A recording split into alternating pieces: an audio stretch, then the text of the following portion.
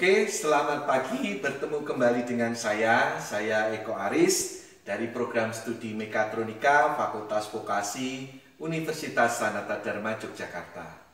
Hari ini saya berada di Laboratorium Elektroneumatik, Elektrohidrolik dan PLC yang ada di Fakultas Vokasi Universitas Sanata Dharma.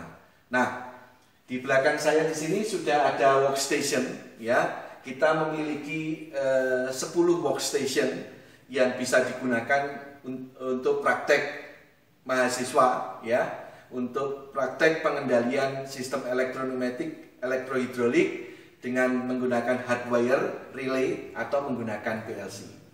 Nah, hari ini kita akan diskusi tentang komponen-komponen standar dalam sistem elektroneumatik. Terus kemudian nanti kita akan tunjukkan hardware-nya yang ada di sini yang digunakan untuk praktek, dan nanti juga akan kita tunjukkan bagaimana kita menggunakan software FluidSim, ya, yang bisa digunakan untuk belajar jika kita belum memiliki alat-alat atau komponen-komponen real sistem elektroneumatik yang ada di sini. Oke. Nah, di dalam workstation di sini ini sudah ada komponen-komponennya. Jadi di sini ada drawer. Ini diletakkan komponen-komponennya, ya, komponen-komponen yang digunakan untuk praktek yang diletakkan di workstation di sini. Nah, karena kita bicara sistem elektroneumatik, maka ada dua komponen utama, ya, dua komponen utama, yaitu komponen pneumatik yang digunakan untuk daya, ya, dan dua adalah komponen elektrik yang digunakan untuk pengendalian. Nah, di sini alat ini digunakan bisa pengendalian secara hardwire, nanti menggunakan relay, ataupun pengendalian secara softwire, yaitu menggunakan PLC. Oke. Nah, di meja di sini dan yang di atas di sini ada drawernya yang di atas di sini. Ini akan digunakan untuk tempat kita menempatkan, ya, sistem elektroneumatik kita. Jadi kalau di dalam sistem elektroneumatik misalnya saya ada di sini, ya. Ini misalnya silinder, ya, ini silinder, maka ini bisa kita tempatkan di sini. Kita bisa buat silindernya berdiri, ya, ataupun silindernya bisa kita buat tidur, ya. Misalnya kita tempatkan di sini. Ya, ini adalah komponen untuk pneumatiknya, untuk silindernya. Oke. Nah, kemudian komponen di dalam sistem elektroneumatik, ya, di pneumatiknya selain silinder yang paling utama ini adalah solenoid valve, ya. Ini tinggal kita letakkan di sini solenoid valve-nya, ya. Kalau kita mungkin membutuhkan silinder yang lain yang single acting, ya, yang ini adalah double acting, sehingga anginnya ada dua, ya, dari depan, dari belakang maupun dari depan. Kalau dari belakang maka silinder akan maju, ya. Sorry, kurang kencang. Ini saya kencangkan. Ya, kalau angin dari belakang nanti silindernya akan maju, ya. Kalau anginnya dari depan silindernya akan mundur. Nah, sedangkan ini adalah single acting, ya. Mungkin saya letakkan di sini.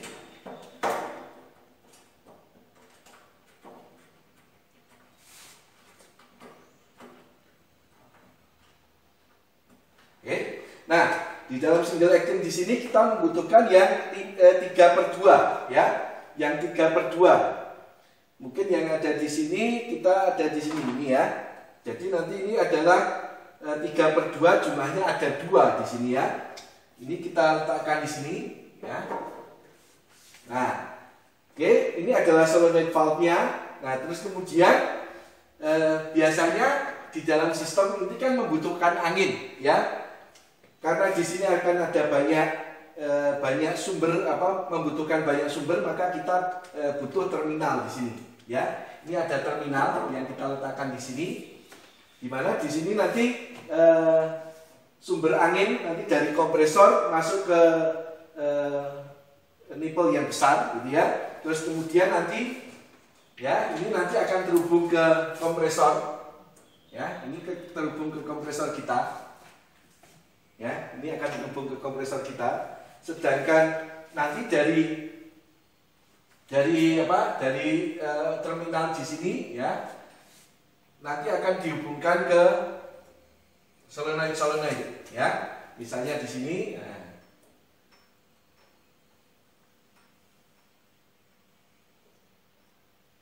Oke.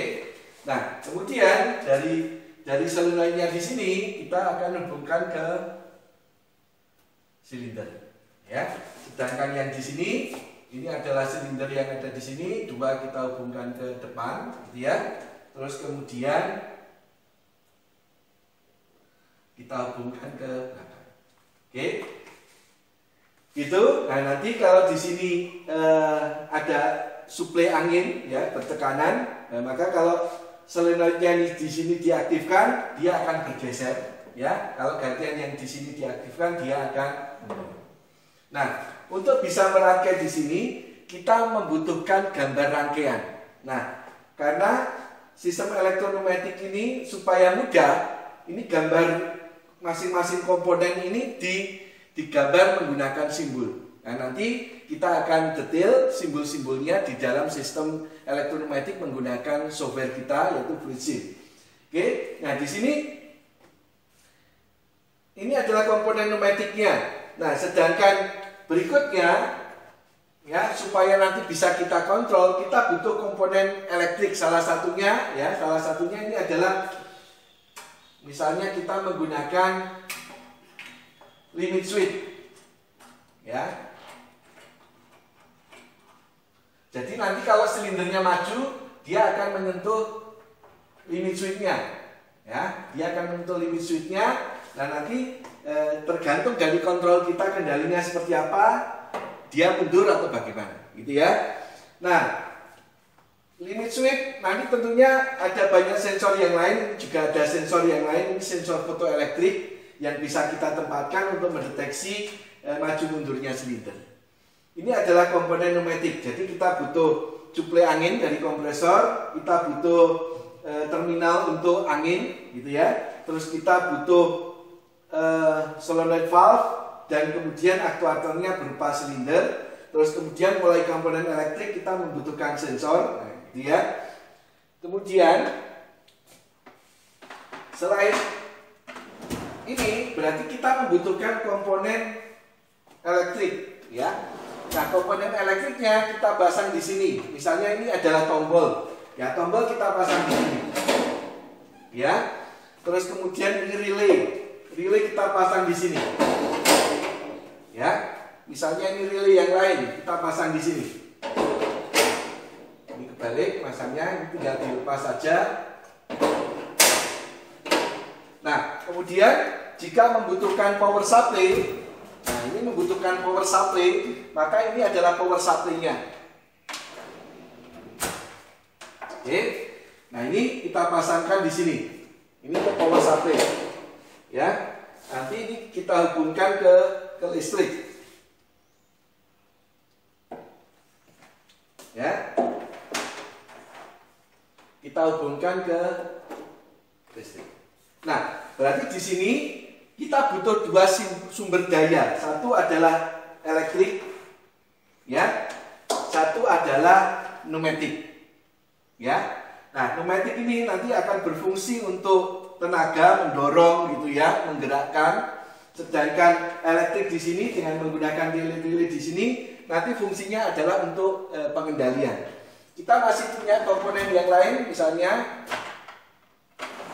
kalau kita akan menggunakan timer, ya, ini adalah timer. Oke, bisa kita geser. Ya, kita butuh timer, kita tambahkan. Ini timernya ada yang on delay, ada yang off delay. Ya, kemudian kalau butuh counter, tinggal nanti kita tambahkan. Nah, ini kebalik nih. Nah, supaya yang merah di atas. Oke, begitu. Nah, nanti kalau butuh silinder yang lain, komponen di sini juga masih ada komponen yang lain. Misalnya butuh tambah silinder lagi, ya. Di sini nanti ditambah solenoid valve-nya, tinggal dirangkai nanti. Oke. Nah, kemudian pengendalian menggunakan relay ini namanya secara hardwire, ya. Nanti kita menghubungkan logikanya itu dengan menggunakan kabel-kabel, maka disebut hardwire control. Ini adalah kabel yang digunakan untuk nanti penyambungan, ya. Oke, yang warna merah nanti dibiasakan dihubungkan ke positif, yang warna biru negatif supaya mempermudah kita dalam nantinya merangkai maupun nantinya merawat. Nah, kemudian kalau ini secara hardwire, bagaimana kalau menggunakan PLC? Jadi nanti kalau menggunakan PLC, komponen relay, timer, counter di sini sudah tidak dibutuhkan lagi, ya. Ini saya geser ke sana.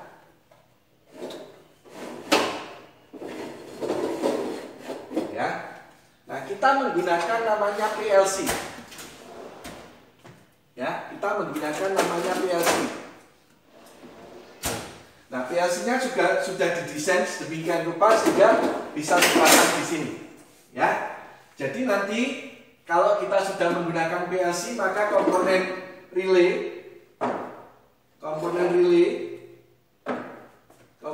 timer, komponen counter ini sudah tidak dibutuhkan lagi. Ya, yang dibutuhkan adalah inputan, tombol atau sensor dan power supply.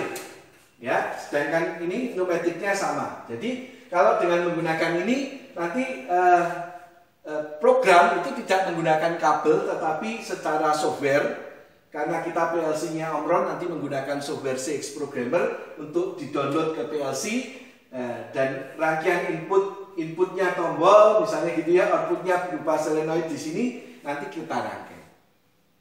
Oke, nah bagaimana secara detail masing-masing komponen cara kerjanya kita akan melihat melalui software FluidSim, ya. Dengan software FluidSim ini kita bisa membuat rangkaian sekaligus mensimulasikan.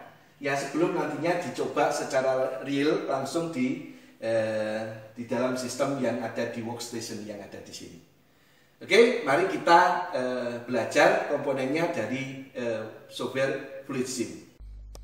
Ya, mari kita belajar sistem elektronomestik dengan menggunakan software FluidSim nanti untuk menggambar sekaligus mensimulasikan rangkaian elektronometik kita. Nah, elektronometik, motor listrik, hidrolik itu adalah 3 aktuator utama yang ada di industri. Untuk gerak putar banyak menggunakan motor listrik, sedangkan untuk gerak linier banyak menggunakan pneumatik. Untuk daya yang besar banyak menggunakan hidrolik. Oke, mari kita buka untuk softwarenya. Ini adalah software FluidSim. Jadi setelah kita buka, maka kita buka file baru. Nah, ini untuk membuat tampilannya menarik, ini kita buat kanan kiri. Ya. Nah, ini adalah komponen-komponen nanti yang akan kita gunakan untuk menggambar rangkaian. Ingat, di dalam sistem elektronometik ada 2 rangkaian utama. Yang pertama adalah rangkaian pneumatiknya, yang itu digunakan untuk daya, untuk gaya, untuk gerakan. Sedangkan yang kedua adalah rangkaian elektriknya, itu yang digunakan untuk kendali. Maka komponen-komponen yang ada di sini itu terbagi menjadi 2, yaitu komponen pneumatiknya dan komponen elektriknya. Oke. Nah, seperti kita tahu, komponen utama yang dalam sistem pneumatik yang pertama adalah silinder. Ya. Nah, silinder di sini ini biasanya terdiri yang paling utama yang sering itu adalah silinder untuk double acting, ya, kerja ganda, dan single acting. Ini adalah single acting, ini adalah double acting. Terlihat di sini ada 2 lubang, ya. Di sini hanya ada 1 lubang. Nah, disebut double acting karena untuk maju dan untuk mundur membutuhkan suplai udara bertekanan. Jadi untuk maju ini butuh suplai dari belakang, untuk mundur butuh suplai dari depan. Sedangkan single acting disebut single acting karena ini untuk maju menggunakan angin, sedangkan mundurnya ini menggunakan pegas atau spring. Oke. Nah, kemudian komponen pneumatik berikutnya yang utama itu adalah solenoid valve. Nah, untuk double acting kita bisa menggunakan yang 5/2. Ya, ini 5/2. Jadi ada 5 lubang, 2 ruang. Sedangkan untuk single acting kita bisa menggunakan 3/2. Ya. Nah, 3/2 ini lubangnya ada 1, 2, 3, ruangnya ada 2. Oke. Nah, ini baru valve-nya. Kita perlu membuat atau menambahkan komponen yang lain di dalam valve gitu ya. Elemen lain di dalam valve. Jadi kita double klik, maka di sini akan muncul untuk konfigurasi valve-nya. Nah, kita akan menggunakan yang single solenoid ya. Kalau single solenoid itu berarti di sini itu harus kita klik ini adalah solenoidnya. Nah, biasanya di dalam valve di samping menggunakan solenoid untuk yang sistem elektroneumatik, dia juga ada proses untuk manual. Ya, ada tombol yang bisa digunakan untuk testing, biasanya untuk ngetes apakah valve-nya ini berfungsi atau tidak. Terus kemudian sistem untuk membuat sistem komponen dari solenoid ini tidak begitu besar, maka ada namanya sistem pilot. Ini kita klik. Nah, karena kita menggunakan single, maka sebaliknya kita harus menambahkan spring di sini. Nah, kalau sudah kita oke, maka di sini akan muncul ya elemen-elemen lain. Di sini adalah solenoidnya, di sini adalah valve-nya, tombolnya, dan di sini adalah sistem pilot. Ini adalah pegasnya. Nah, sama untuk yang 3/2 kita buat. Di sini ada manualnya, ada solenoidnya, kemudian sistem pilot, terus di sini ada spring untuk kembali pegasnya. Kita oke, maka sudah muncul di sini. Nah, berikutnya kita perlu merangkai. Jadi nanti dengan menggunakan selang, kalau secara real, kita harus merangkai dari lubang 2 ini ke lubang silinder.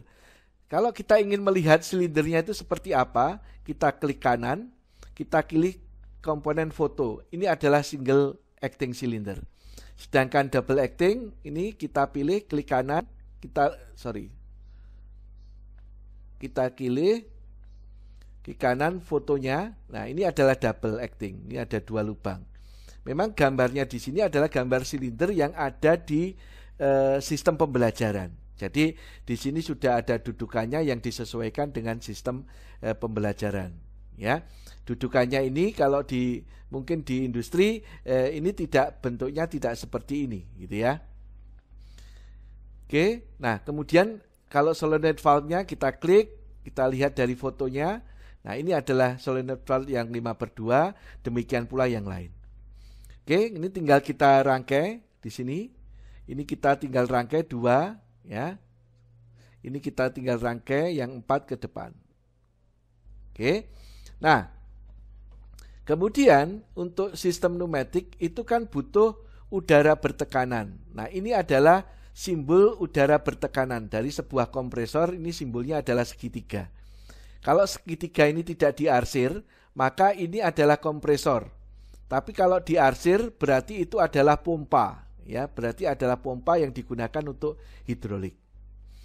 Nah, kemudian anginnya itu tadi harus diberi air service unit.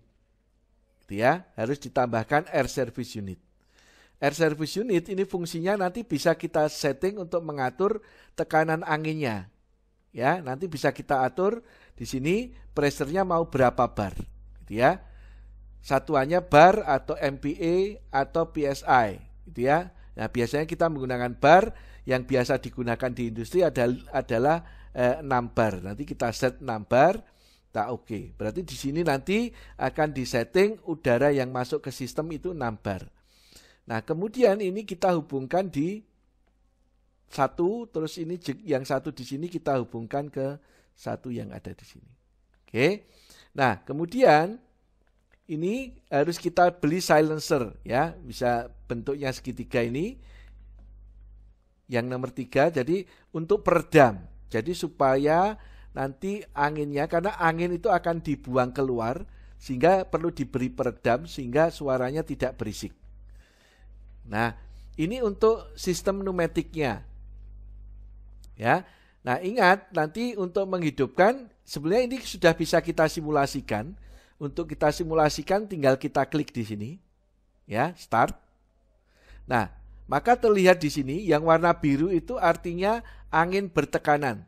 Yang warna biru muda itu adalah keluaran. Berarti kalau di sini dari suplai udara di sini, dari kompresor ya, kita masuk ke dalam sistem karena di sini tertutup, maka dia berhenti di sini. Nah, karena yang di sini itu ada panahnya ke atas lewat lubang 2, maka dia berhenti sampai di sini. Oke. Nah, secara simulasi ini bisa kita tekan ya, ini kita dekatkan maka sampai timbul jari tangan seperti ini. Ini kita tekan, dia bergeser ya. Nah, baliknya kalau ini kita lepas ya, maka karena ada spring, dia akan bergeser balik lagi ke posisi semula sehingga udara dari belakang ini akan mengalir ke silinder ya.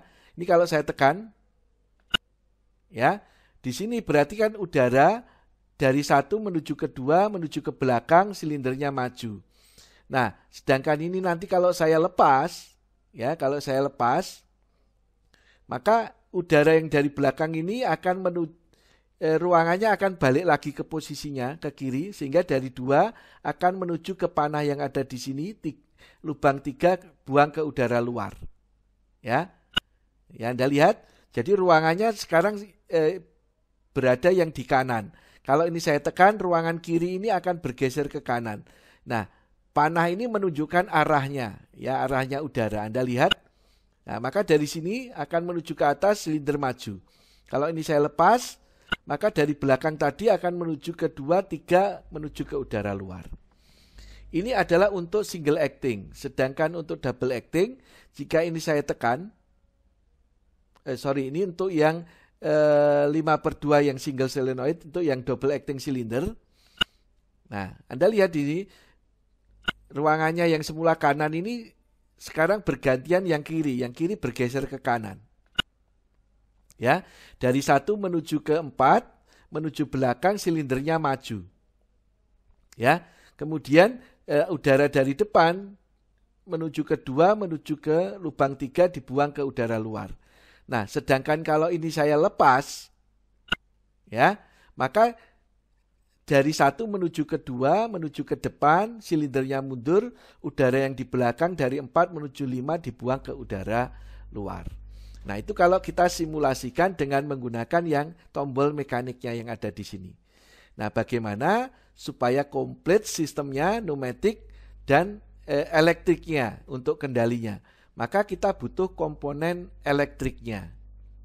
Nah, komponen elektriknya tentunya butuh power supply. Misalnya ini saya pakai power supply di sini 24 volt, kemudian ini 0 volt. Ya. Nah, komponen pertama yang digunakan itu adalah tombol. Maka tombol ini kita pakai yang push button yang normally open. Ya. Terus kemudian kita mau menghidupkan solenoid di sini. Kalau tadi kan kita tekan, kalau sekarang kita mau menghidupkan solenoid ini, maka kita harus menambahkan solenoid di sini.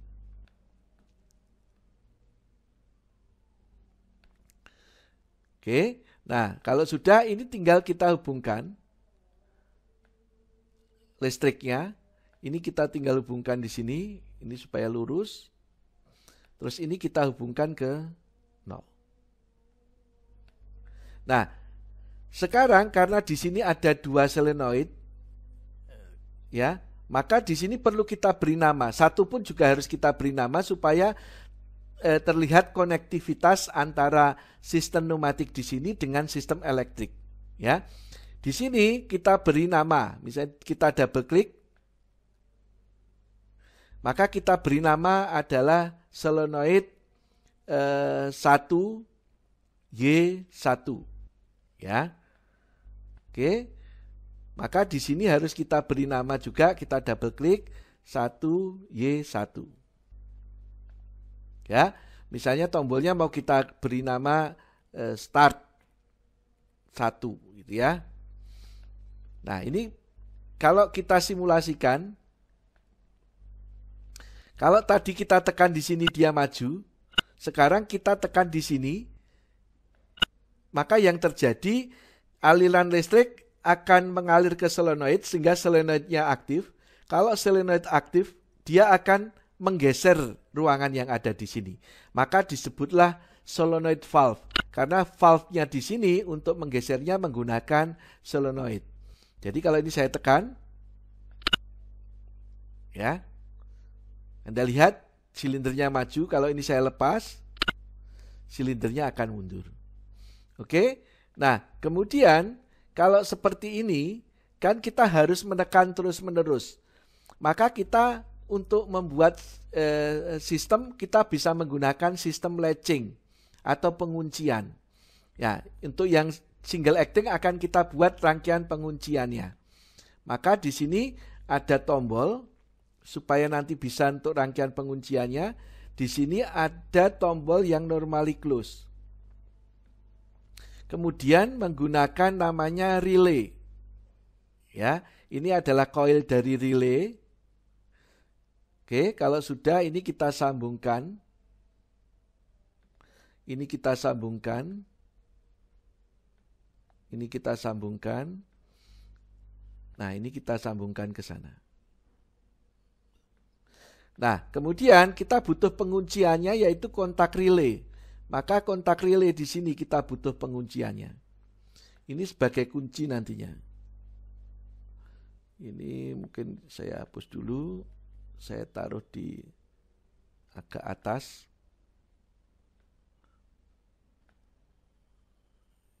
Ya. Aduh. Ini supaya ke atas.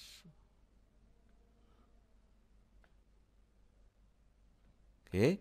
Terus kemudian ini saya gambarkan di sini.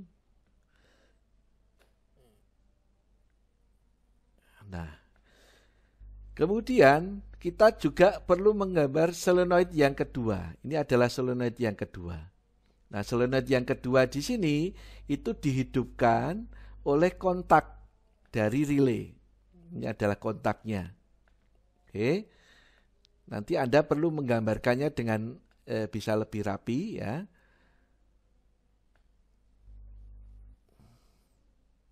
Oke, ini digambar di sini. Nah, kemudian ini saya beri nama start 2. Start.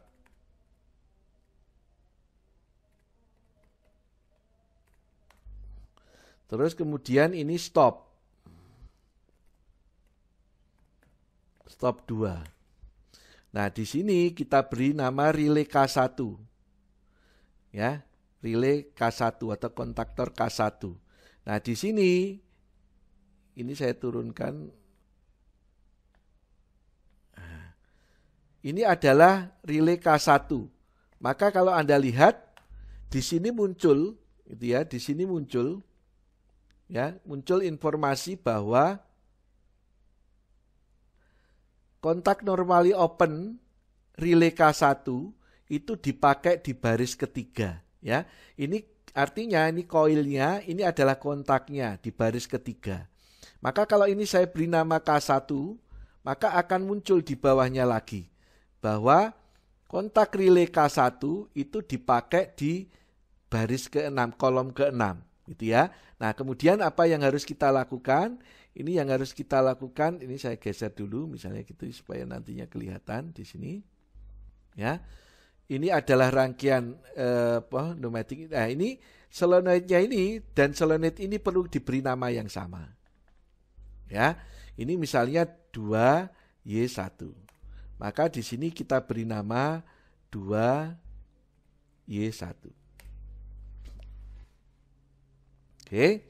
Nah, kalau begitu di sini nanti akan berbeda rangkaiannya kalau dibandingkan dengan yang kiri. Anda lihat di sini, ini tanpa penguncian.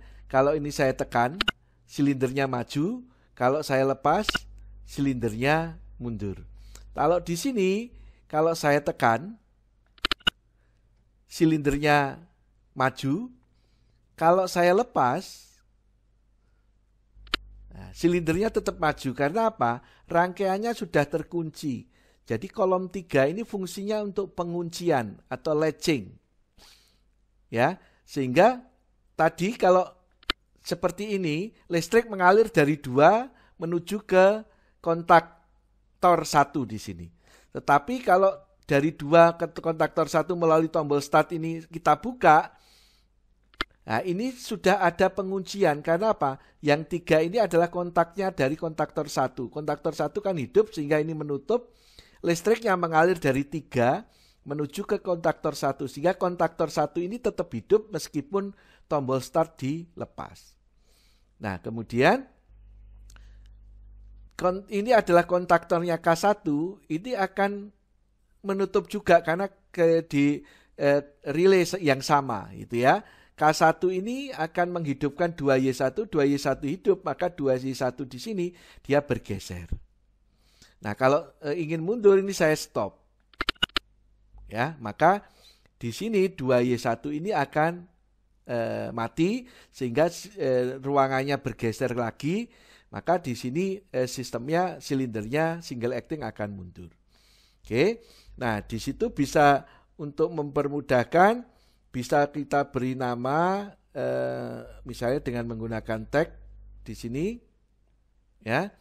Ini adalah rangkaian pneumatiknya untuk rangkaian daya ya. Ini adalah rangkaian elektriknya untuk kendali. Ya. Nah, jadi selalu seperti itu. Nah, nanti ada komponen-komponen yang lain yang bisa digunakan. Nanti ada secara elektrik ada sensor, terus kemudian sensornya juga macam-macam, ada induktif, kapasitif, optik gitu ya, fotoelektrik, terus limit switch gitu ya. Terus kemudian di pneumatiknya nanti ada sistem vakum misalnya gitu ya. Vakum misalnya ini pakai suction cup, ini misalnya suction cup, ini sistem vakum.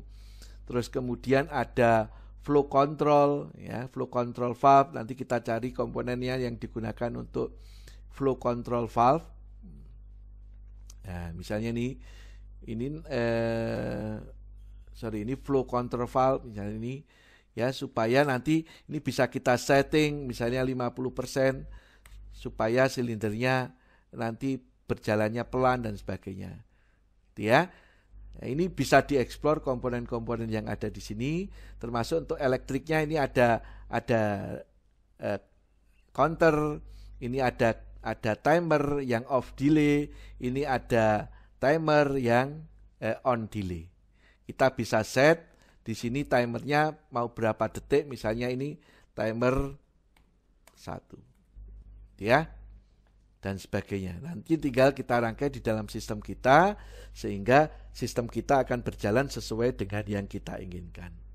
Oke, begitu bagaimana sistem elektroneumatik ini kita bisa pelajari dengan lebih mudah menggunakan software FluidSim di sini karena kita bisa menggambarkan sekaligus mensimulasikan. Yang perlu kita pahami, kita harus tahu cara kerja dari masing-masing komponen dan juga simbol dari masing-masing komponen sehingga kita bisa menggambarkan dengan tepat. Terus kemudian kita juga bisa belajar bagaimana membuat logika sekuensial untuk pengendalian sehingga kita bisa mensimulasikan gerakan yang ada di sini. Demikian yang bisa saya sampaikan. Selamat belajar. Terima kasih.